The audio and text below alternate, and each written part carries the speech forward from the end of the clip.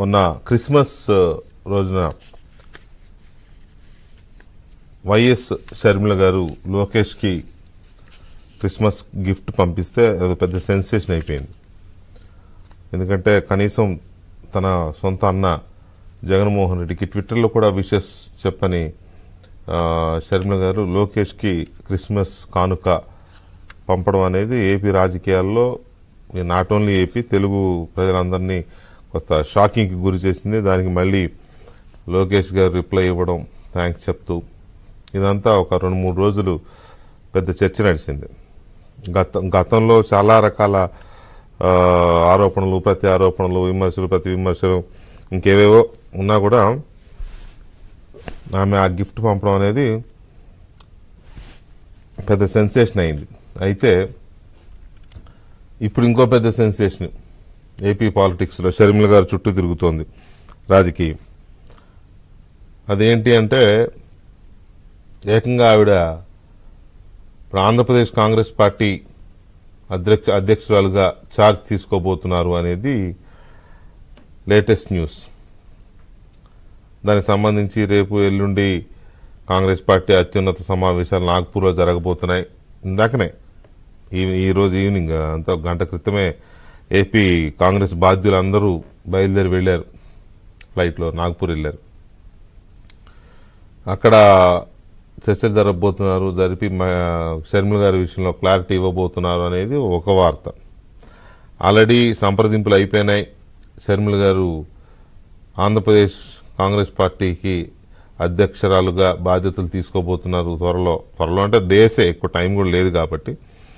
ముందు తెలంగాణ అనుకున్నారు. తెలంగాణలో రకరకాల ఈక్వేషన్స్ లేకపోతే ప్రాంతీయపరమైన సమీకరణాలు ఇవన్నీ లెక్కేసుకొని ఆవిడ కనుక ఇక్కడ కాంగ్రెస్లో చేరిన, తెలంగాణలో కాంగ్రెస్లో చేరిన, లేకపోతే తెలంగాణలో కాంగ్రెస్ తరఫున బరిలోకి దిగిన, ఏం చేసినా కూడా అది ప్రత్యర్థులకి మళ్ళీ సెంటిమెంట్ అస్త్రాన్ని చేతికిచ్చినట్టు అవుతుంది అనేది తెలంగాణ కాంగ్రెస్ పార్టీ నాయకత్వం చాలా సీరియస్గా భావించింది. ఆ మేరకు అధిష్టానాన్ని కూడా కన్విన్స్ చేయగలిగింది.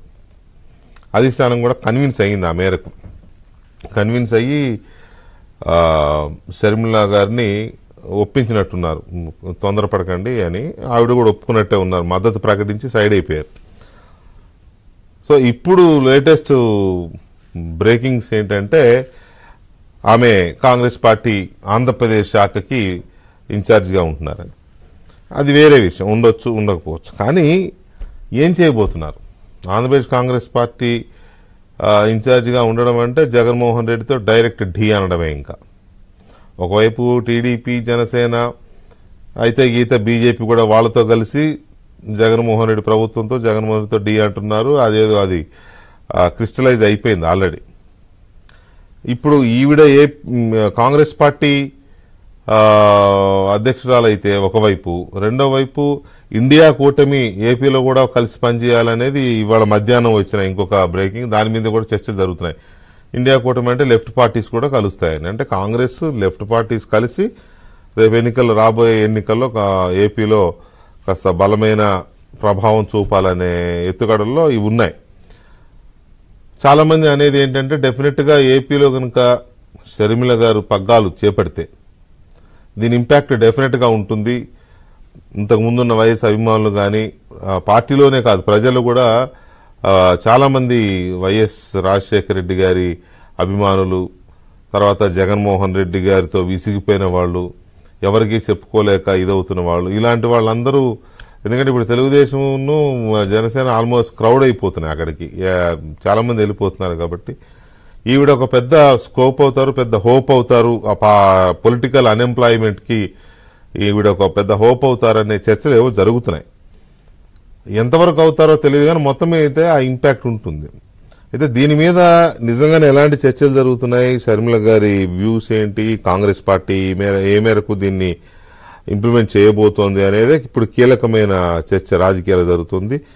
దీని మీద ముందుగా మనతో మాట్లాడడానికి వైసీపీ ఎంపీ రఘురామకృష్ణ